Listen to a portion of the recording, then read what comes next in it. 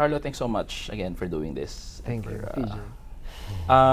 Okay, so my first question is, you've sort of grown up in this industry, and everyone knows you as a child actor, and then eventually, a mature actor now. I wanted to ask, like, what do you love most about being an actor, being in this industry? Well, first, yung money. Di ba? Kung wala nang Okay. ano pa. Yeah. Yung, syempre, yung makapag-inspire. Authentic connection dun sa mga taong nanonood sa'yo at makapag-inspire dun sa ginawa mong character, Yeah. dun sa art mo, yun. Yun yung mga gusto ko sa industriya na to. On the flip side naman, what do you dislike most about this industry?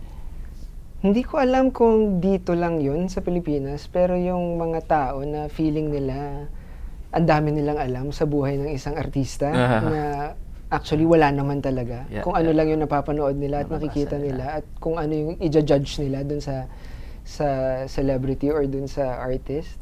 Yun yung isa sa mga ayoko. At saka yung, which is parang sa lahat naman ng profession may ganun, yung mga chismis dun sa mga co-actors mo, sa mga co-workers mo, colleagues sa mo. office, Yes, which is nangyayari naman sa kahit saang profession.